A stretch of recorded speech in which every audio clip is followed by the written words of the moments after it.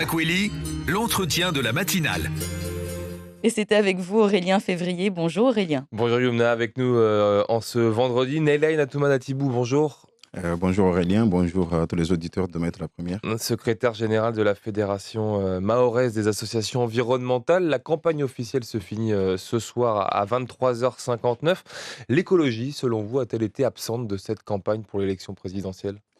Effectivement, c'est l'un des grands absents, notre grand étonnement, parce que avec tout ce qui se passe dans le monde, les rapports du GIEC qui tombent, on s'attendait à une place un peu plus importante en fait de l'écologie.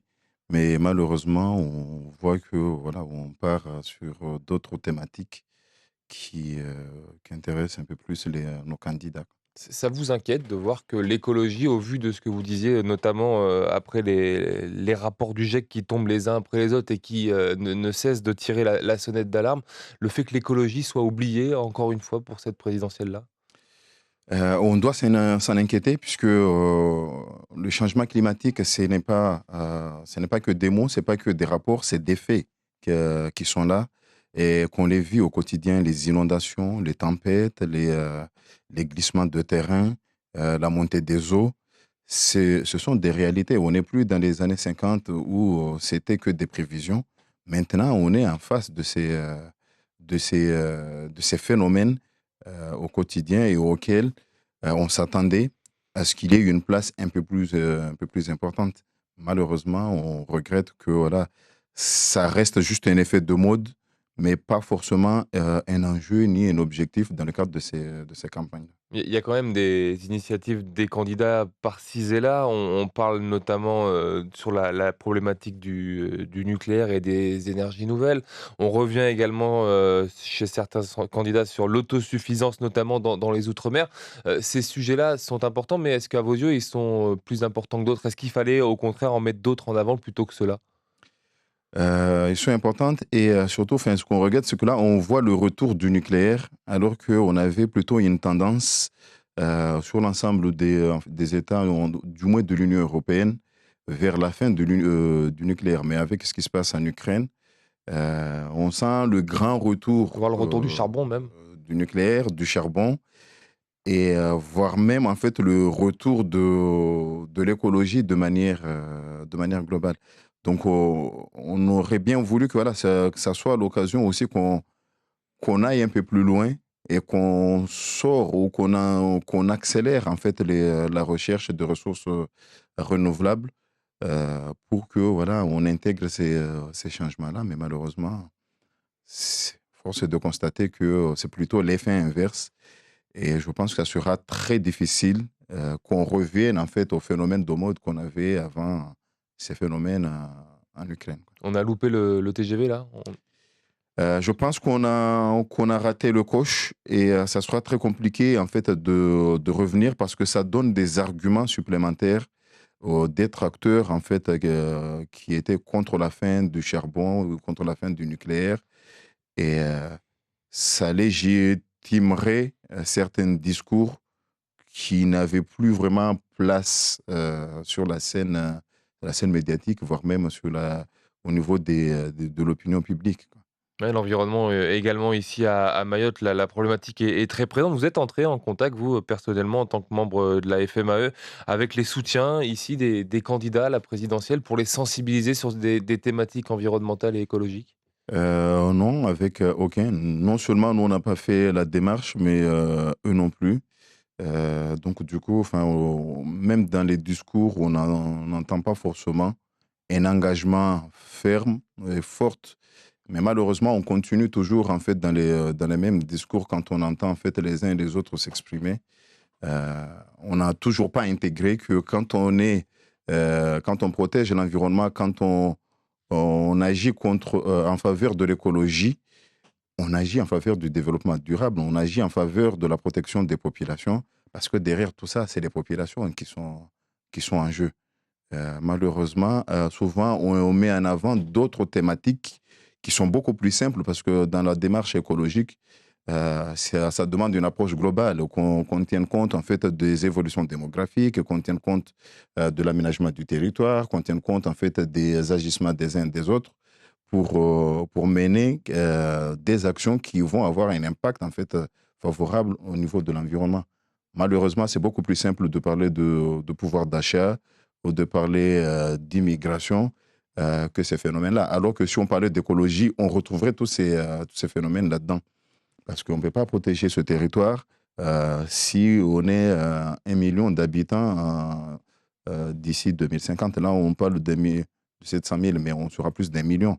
Quand on voit les chiffres et les évolutions de l'immigration clandestine et ce qui se passe aux alentours de nous, c'est ça, ces questions-là qu'on devrait se poser. C'est ces vraies questions d'approche globale du territoire. On vit comment sur un caillou de moins de 400 km² avec 1 million d'habitants, avec toute cette dégradation des milieux naturels? Là, on parle souvent des problématiques de l'eau. Mais ces phénomènes-là ne vont aller qu'en s'aggravant. Là, on parle de ces phénomènes-là parce que les infrastructures ne sont pas en place. Mais malheureusement, peut-être qu'un jour, on aura les infrastructures en place, mais on n'aura pas forcément l'eau. Elles seront peut-être plus non plus adaptées à l'évolution démographique que vous Normalement, si pointez on là. fait bien, on devrait anticiper. Mais la trajectoire actuelle ne nous permet pas, en fait, de dire qu'on irait vers une amélioration. Parce que bon, c'est les mêmes projets qu'on en parle depuis 10-20 ans, mais pour l'instant, on voit toujours rien sortir de terre. Justement, le fait de voir que la 3e retenue collinaire est quasiment aux abonnés absentes, on n'en parle vraiment plus de ce projet-là, là, ça vous inquiète, ça? Ça nous inquiète surtout de savoir qu'il ne passe rien de sérieux derrière tout ça. On a vu là récemment le SMEAM qui se félicitait qu'on n'aura plus de coupure d'eau Hebdomadaire? hebdomadaire. Mais vous avez vu régulièrement le soir, on n'a pas assez d'eau. On a régulièrement des coupures parce que tout simplement, nous ont parlé de quelques réglages. Oui, c'est quelques réglages sur des équipements déjà vieillissants, des équipements déjà dépassés. Donc, du coup, c'est juste, c'est plus dans le planning, mais il faudra s'attendre régulièrement à des tuyaux qui cassent par-ci, des tuyaux qui cassent par-là. Tant qu'on n'aura pas des vrais projets sérieux, tant qu'on n'aura pas des vraies infrastructures. C'est pour ça que voilà, on n'a vu aucun élu du SMEAM venir s'exprimer sur ce sujet-là. Parce qu'ils savent que voilà, c'est peut-être juste une fumée dans les yeux, cette affaire. Ce que vivent des Guadeloupéens aujourd'hui, vous craignez qu'on le vive ici à Mayotte, là, à savoir des coupures d'eau qui peuvent durer des jours et des jours d'affilée? Ah ben, on va y aller dans ce sens-là, puisque rien n'est fait pour aller dans ce sens-là. Parce que le gros problème, c'est bon, non seulement c'est en termes de mobilisation de la ressource, mais aussi le réseau. Il n'y a aucun travaux. Il n'y a pas de travaux qui sont programmés actuellement pour moderniser ce réseau-là. On est tout le temps sur du rafistolage, sur du colmatage des tuyaux qui sont cassés par-ci, par-là. Mais il n'y a pas de vrais projets, en fait, qui sont engagés pour rénover le réseau, pour mettre en place des infrastructures qui permettraient de sécuriser l'alimentation en eau de la population. Donc, ça, c'est un enjeu, mais l'autre enjeu surtout, si c'est en matière de la préservation de la ressource. Quand on voit à quelle vitesse on détruit les milieux naturels, on s'inquiète, même si on met en place les infrastructures, puisque peut-être que le jour où les infrastructures seront là, on aura des difficultés à mobiliser la ressource en eau. Donc, tous ces enjeux-là, il faudrait qu'on les mène en parallèle pour qu'on puisse sécuriser l'alimentation en eau de la population. Et est-ce que vous avez des adhérents, des militants qui sont dans des partis politiques et qui essayent quand même de faire passer le message, de faire passer la parole sur ces sujets-là? On a des militants, on a des anciens membres de la FMAE qui sont maintenant des élus ou qui sont des élus dans différentes structures, mais souvent, c'est dans des grandes familles politiques auxquelles ces questions-là n'ont pas vraiment leur place. On en parle parce qu'il faut en parler, mais ce n'est pas, c'est pas un enjeu vraiment pour ces partis-là. Donc, du coup, forcément, après, c'est très compliqué aussi pour eux de pouvoir faire valoir ces enjeux-là. Sinon, c'est juste de la saupoudrage pour amuser un peu la galerie, mais on ne voit aucun élu s'engager concrètement sur ces enjeux de la protection de l'environnement, sur ces enjeux de la ressource en eau et ainsi de suite. À part les discours, où est-ce que vous avez vu afficher clairement que l'environnement, de manière globale, euh, est un enjeu du territoire? Là, Mayotte s'affaisse. On parle de... Ça s'est arrêté là, apparemment, ce phénomène-là, d'affaissement et de... Oui, mais on s'est quand même affaissé. Peut-être ça s'est Mhm. arrêté Oui, en 700 pour ans, un... on a fait en un an ce qu'on devait faire en 700 ans. Oui. Oui, on a fait un bond de 700 ans. Mais qu'est-ce qui nous dit que avec ce bond-là, on n'a pas déstabilisé toute la croûte terrestre de l'île et donc forcément, on a fragilisé un peu. Donc là, si vous avez entendu là, le parc marin qui parlait justement des gaz qui commencent à modifier la biologie Sous-marine. sous-marine. Euh, donc du coup, toutes ces questions-là, et notamment quand on est sur des enjeux comme la désalinisation, tous ces enjeux-là, à un moment, il va falloir qu'on les intègre dans notre démarche. Et surtout aussi qu'on soit crédible, en fait, dans les propositions que l'on fait. On a eu le CRUS, là, il y a récemment, là, la commission, en fait, régionale unique sur les fonds européens. Et il disait clairement, en fait, et ça, c'est un enjeu au niveau de l'Europe. L'Europe ne finance plus des nouvelles routes. S'il n'y a pas une réponse à une problématique écologique, c'est ça? Voilà. Donc, du coup, en fait, ces enjeux-là, ils sont là. Mais comment on fait Justement, le fait que l'Académie propose le caribus, le fait que le conseil départemental veut mettre en place de nouvelles liaisons maritimes de d'Embeni, de Longoni pour rejoindre Mamoudzou, est-ce que ça, pour vous, c'est des bonnes initiatives pour lutter contre le réchauffement climatique et limiter le nombre de véhicules sur les routes mahoraises? En tout cas, c'est des initiatives pour désengorger les routes. C'est pas forcément des projets qui sont là pour, avec cette problématique en fait de protection de l'environnement. L'environnement. Mais encore faut-il que ces projets-là se mettent en place. Malheureusement aussi, ce que quand on a ces gros projets structurants du territoire, on les mène toujours contre l'environnement. Ou sinon, on met en avant le fait que les associations ou les acteurs de la protection de l'environnement vont être contre. Tout simplement parce qu'eux, ils n'intègrent pas dans leur démarche projet ces enjeux environnementaux qu'ils savent pertinemment qu'à un moment, ça va poser problème.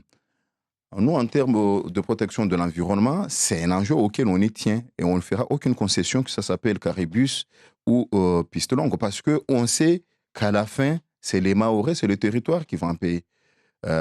Lorsqu'on voulait mettre en place là, le marché de Tsararano, on s'était farouchement opposé à ce projet-là. À l'époque, on nous avait dit que les ingénieurs qui étaient venus, ils étaient venus sur la saison sèche, donc ils ne savaient pas que c'était une zone inondable. Aujourd'hui, est-ce que le marché l'a vu le jour? Il est là, mais les dames sont revenues sur la route. Oui, parce qu'on a fait un projet qui n'est absolument pas adapté, en fait, sur un lieu qui n'est absolument pas adapté au niveau environnemental et même par rapport aux besoins de la population. On a vu le collège de d'Iloni, ça s'est construit sur une méandre de rivière. Aujourd'hui, c'est le parking qui sert de collège avec de préfabriqués. Et on a aujourd'hui tous ces gros blocs en béton qui sont là où on ne sait pas trop quoi en faire. Et ainsi de suite. Et il y en a un pléthore des projets comme ça. On parle... Et là-dessus, la DEAL, donc le E de DEAL, c'est environnement, je pense. Donc, ne contrôle pas. Il n'y a pas. Comment ça se fait que des projets comme ça. Parce que bon, vous parlez du marché de Sarano et on pourrait parler du stade de Cavani. Où on sait aussi que juste en dessous, il y a un cours d'eau. C'est des endroits qui sont sensibles écologiquement parlant. Ben, c'est à se poser la question, parce qu'on a vu aussi le village relais qui a été construit sans aucune autorisation en fait, légale À Tsunzu. à Tsunzu. Après, on va nous dire ceci et cela, mais pourtant, c'est des acteurs publics qui ont mené ces projets-là. Donc, après, comment expliquer à la population? D'autant plus que là, on a une accumulation de déchets. Et j'en profite justement pour attirer l'attention de l'UPFAM et de la DEAL sur l'accumulation de déchets qui a été faite derrière la mangrove de cette zone-là. Et on les appelle vivement à réagir et puis à trouver une solution par rapport à cette accumulation Ouais, de déchets là-bas. justement, pour en finir rapidement, là, vous parliez de déchets. On est au sein de l'Académa à Tsunzu. Le fait que l'Académa ait eu un prix Outre-mer durable pour son opération Ourahafou, c'est une bonne nouvelle pour vous, ça, rapidement? Toute initiative qui va en faveur de l'environnement, elle est bonne à prendre. Mais encore faut-il qu'on inscrive ces actions-là dans une démarche durable et dans une démarche globale, et non pas que ça soit uniquement en fait un phénomène de mode où on est là, on intervient ponctuellement parce qu'on a d'autres enjeux derrière. Il faut que ça Euh, s'inscrive dans la durée. il faut que ça s'inscrive dans la durée et que les Mahorais qui sont ici se rendent compte en fait de qu'il y a des vrais efforts qui se Merci. font là-dessus.